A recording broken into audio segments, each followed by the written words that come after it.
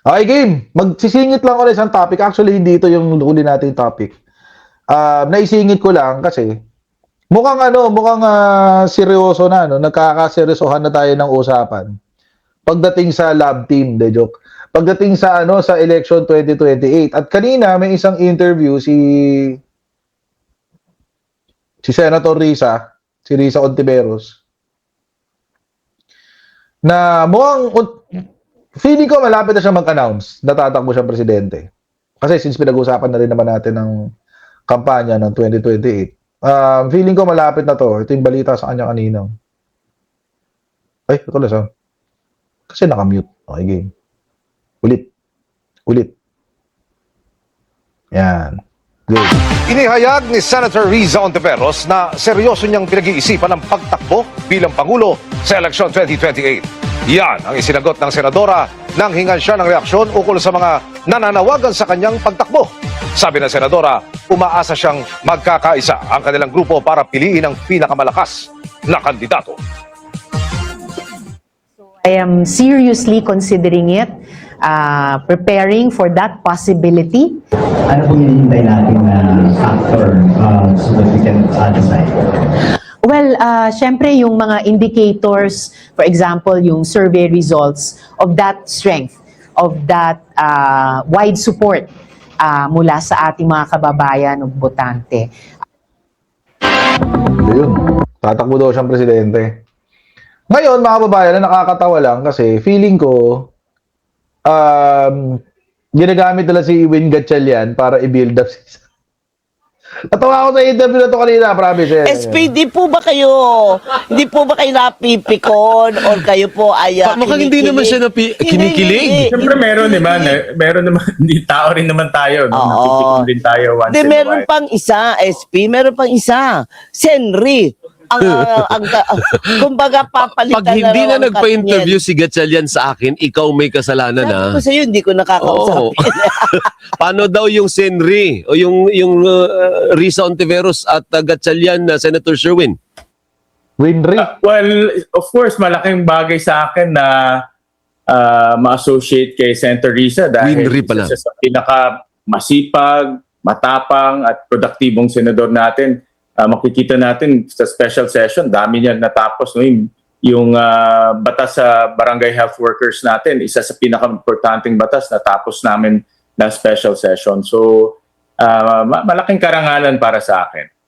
Winry po pala, mali naman ako, hindi Senri. Win na win. Winry. Oo, Ang tawag. Winry. Ano? Kinikilig kayo na may love team kayo, SP? Siyempre, kinikilig rin. No? Dahil na-associate ka sa isang magaling na tao. Ayun. Parang namuro Wala ko si po ano, kayo, no? SP. Kaya talaga. Maraming salamat. Magagalit Thank you, na thank tayo. you. Sen, Maraming thank you pa. salamat. Sen. Oy, Okay. What are my thoughts on Risa candidacy? Personally, hindi kasi ako fan ni Risa eh. Ano kasi ako eh, I'm not a socialist. Siguro hindi ako masyadong kasi kung ang pag-uusapan natin ay political ideology, yun na lang. Political ideology na lang. Hindi kasi ako socialist eh. Oo.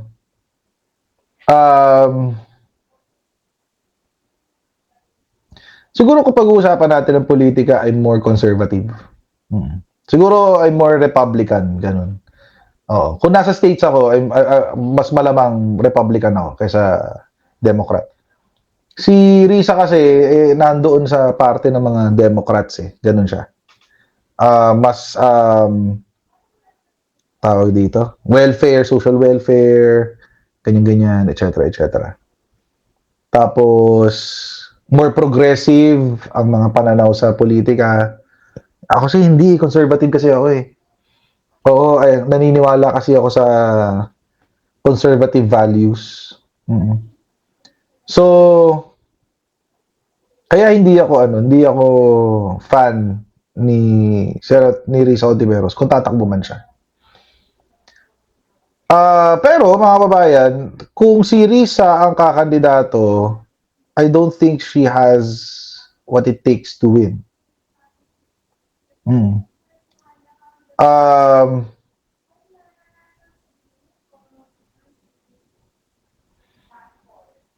hindi pa siya ano eh, hindi I don't think she has the numbers to back her up her ano, to back up her campaign. At saka ano eh, masyado kasing again, it's not about charisma. I think she's competent pero more ang kontra ko sa kanya is ano eh, ay yung ideology. It's really more ideological than anything else. Di kasi ako progressive eh. Di kasi ako progressive. Conservative talaga ako. So siguro middle to conservative, ganun ako. So I put nagbibigay ako ng mataas na premium sa values, sa family, all of that. So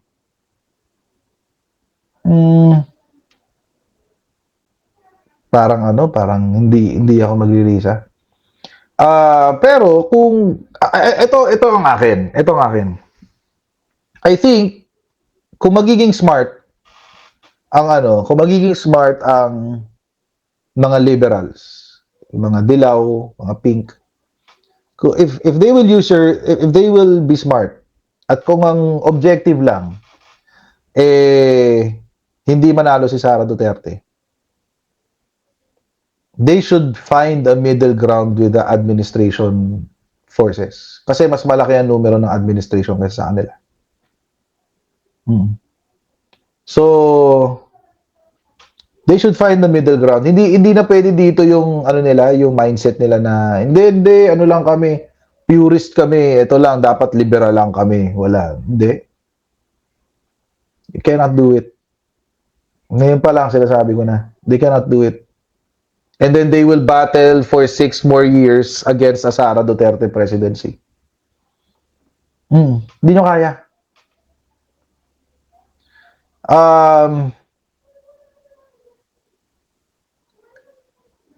So, ewan ko. Gibo Risa. I don't know. Hindi ko alam kung baka meron pang iba na mas pwede. Oo. Na I don't know. Kahit Gibo Kiko, walang problema, di issue sa akin 'yun eh.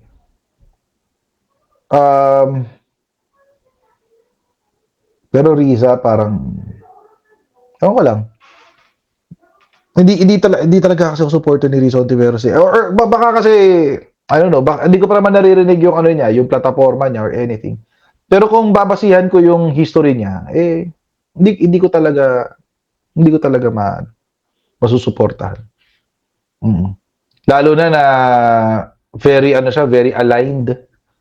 Very aligned siya sa CPP. Of course, sinasabi nila hindi sila CPP, pero yung kasi nila, yung leanings nila are more to that direction. So, parang auto-pass ako sa ganun. Auto-pass. Anyway, tingnan pa natin, malayo pa naman eh. Pero ako, kung tatakbo si Secretary Gibo, sure ball na ako doon. Wala na akong pag-iisipan. Secretary Gibo na ako. Oo. Kung mag-a-announce siya, doon ako, sold na ako doon. Okay, ito na, last topic natin. Siningit lang natin yung kay Risa talaga. Kasi siningit lang talaga yan.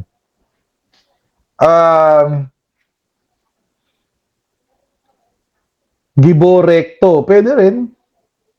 I'm open to that. Magaling din naman si Secretary Gibo. Si Secretary Recto. Si Executive Secretary. Magaling din naman siya. I'm not averse to that. Siguro yun ang pinakamagandang compromise, no?